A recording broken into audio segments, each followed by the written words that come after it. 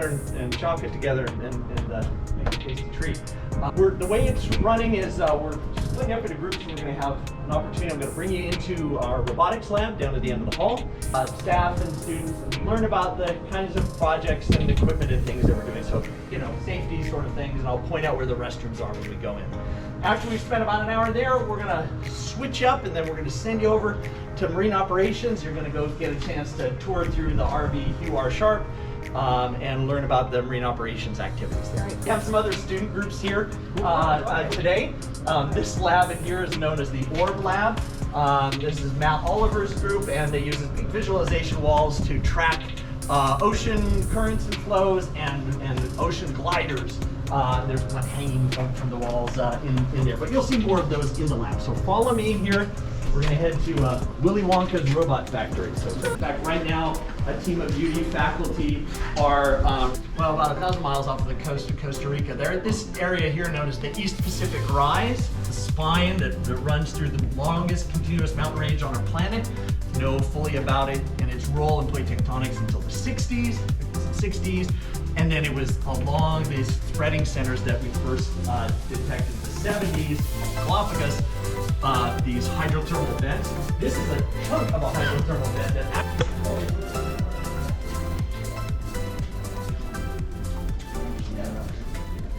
careful for trip or slip hazards. This is a working lab. The door, locks behind because of some of the security requirements in the facility here. So, Jonathan, we didn't have this here when you were a student. Jonathan Gucci is a former undergrad and graduate student of mine, so it's nice to have him back. He does gliders, and we'll point out some of his stuff. And Mark Moline, who's also a member of the Explorers Club, and you'll be hearing from Mark this evening as well. So, each of the three of us are marine scientists. Mark and Matt are biological oceanographers. I'm a geological oceanographer. What we share in common is we've been early adopters of robotic technologies, and so we thought, why don't we just get our groups and things together and share one kind of common space, and that's what we do.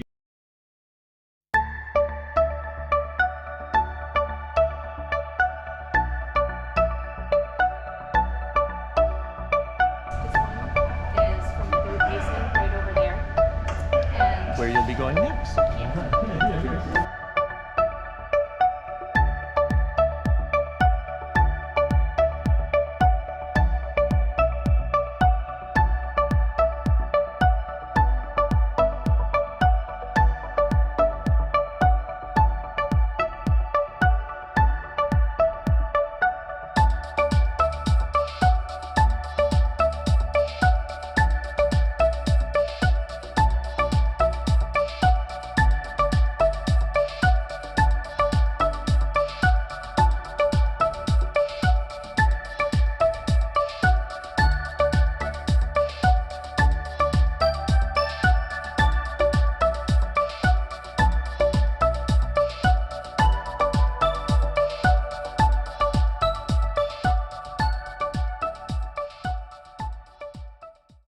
Country, there's like 17 institutions that operate research vessels. We have bigger ship, Woods Hole, Oceanographic.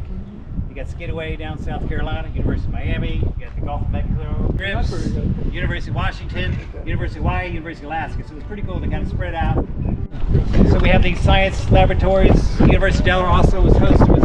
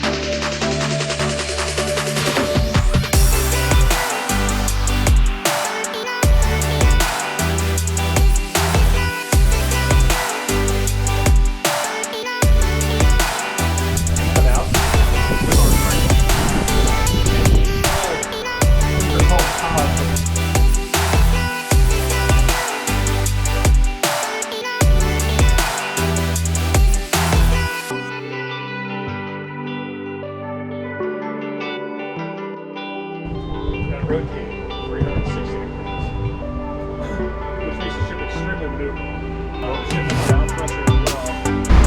Dynamic positioning system. So the easiest way to explain that is you can anchor the boat without an anchor.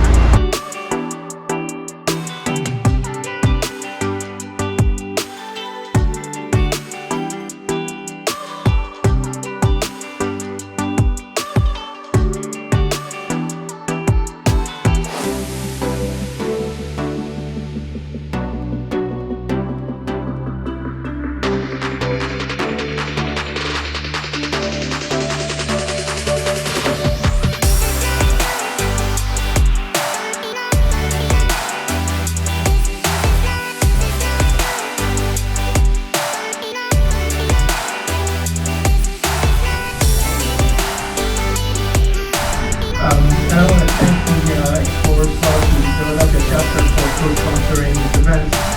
And also thank you to our own Mariners community for taking a deep dive into this. The University of Delaware has a long history of leading in research in coastal resilience, climate change adaptation, and also conservation and exploration.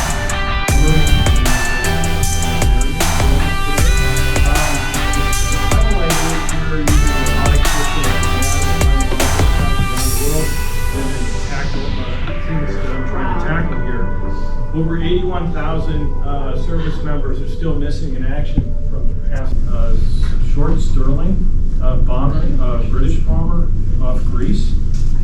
Historical data, are you able to use the AI to go back and look at old size scans? Yeah, and has it been useful?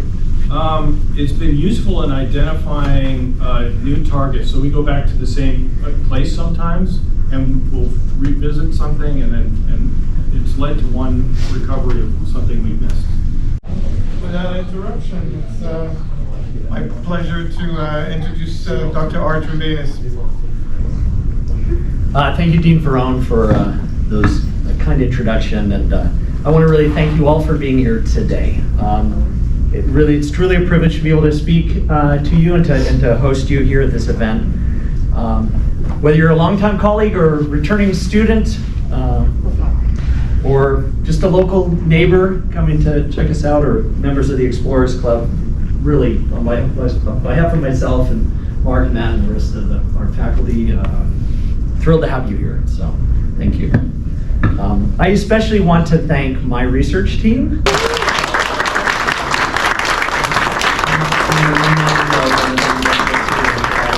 And so, I know you all got to tour the labs, you got to see the vessels and things, and I hope you all enjoyed getting a glimpse at these things, and we hope that this is a part of an ongoing interaction and discourse with you. I think our intent through the Mariners program is to really lean into our environments and lean into our communities. You guys are all here a part of that community. We know that we need to articulate why science and exploration is so important, maybe now more than ever. So thank you all for being here. So, and so you got to see some of our toys, pretty assets that we have, and whether they were on the air, on the sea, and underwater, and I hope you came away with a lot from that. And so that does bring me to today's topic, and I want to talk to you about and welcome you to the age of robotics. And I'm going to kind of a bit of a cook's tour of some of the things that ways in which, and again, I think an underlying key motivation here is that particularly those of us. You can keep your job for now.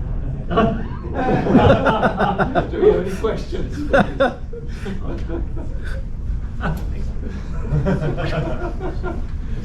Yeah. So I kind of assumed that the seabed off the coast here at the mouth of the Delaware Bay and right off the coast would be pretty well documented and regularly documented. Is that not true? Is that So just past this past fall, 25% of the oceans have been mapped. All of human history till today, 25%. Wow. The goal by 2030, so clock's ticking, 5 years to do the next 75%. There's a mantra that NOAA has, and we've tried to adopt that in our work: map once, use many times. Like, do the work and if you're intentional in the way you collect that data, and agencies like NOAA and CORE make some of their data available publicly, we try to do that to the extent that we can as well. Thanks, Art.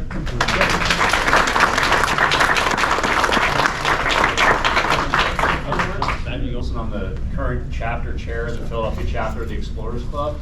And this is just a little bit of a snippet of a commercial for you. You've heard the name Explorers Club throughout the day. We are a club of about 4,000 individuals around the globe that really do carry the cause of preservation and conservation forward for all of us. And realistically, while you're seeing great representation from the University of Delaware, you're seeing great representation from the Explorers Club tonight, this is just a small piece of the organization.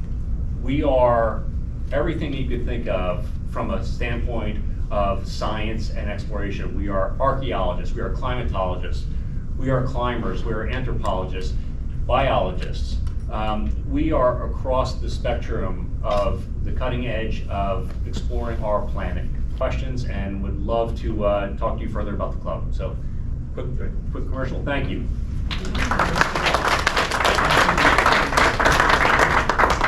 Thank you. I'm going to do my best to introduce our next and final speaker, Dr. Jim Delgado, one of the world's foremost maritime archaeologists and a master storyteller of our ocean's past.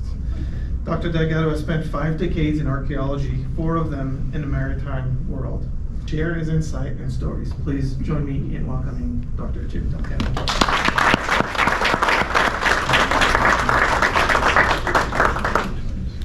The reality is that with the pearl beds gone, the people there at the nearby island and in those villages live a subsistence lifestyle. Once we did this and we showed up with Cussler's Sea Hunters and did a documentary, it took off. So people began to go and visit and see the sub, and a booming little tourism industry started, particularly for those folks there, taking people over to Isla San Telmo. And so with that, the forensics of the job were pretty simple in a way. 1, do your homework, but 2, always have a friend who does more homework. I previously worked for NOAA and was Director of Maritime Heritage. And in that job, one year, an opportunity came for us with a little extra money to go out to San Francisco to start working in the Greater Farallones National Marine Sanctuary to take a look at the various shipwrecks there. Now, I grew up in the San Francisco Bay Area, and that Golden Gate is littered with hundreds of shipwrecks. And my own career started digging up ships, not on beaches or underwater, but buried beneath the skyscrapers of San Francisco, because the old waterfront of the gold rush of 1849 was built out over in one of those granddaddy schemes similar to Florida land creation. And today, the Transamerica Pyramid in downtown San Francisco is where the beach was. So I was interested in doing a project out there that could tie some of that maritime history together, but in a way that did not involve scuba. When we went out, we knew that there were different wrecks out there, and fortunately, a couple of my friends were local wreck divers. And with that, they had dived some of these things back in the day before the regulations came in protecting the marine mammals, which then brought the sharks back. There was this sonar image done by the NOAA ship Okeanos when it passed through in 2009. And an interesting signature, a long, narrow vessel, a little better than about 150 feet long. I looked at it and said, well, there's nothing on the charts here. Let's go take a look. And so we went out and we dropped on down, and as we did, what was revealed with the ROV moving down there.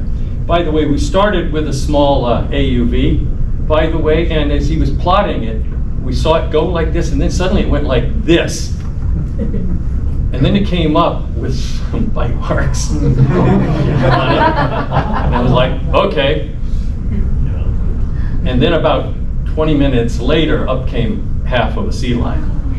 So we knew that diving would only be with those robotics and with this ROV. It's coming. Getting a nice cold beer is coming. This is a certificate of appreciation. Oh, thank you. From, for spending your evening with us and sharing some stories, and for all the work that you do for ocean exploration. Thank you. Thank you very much.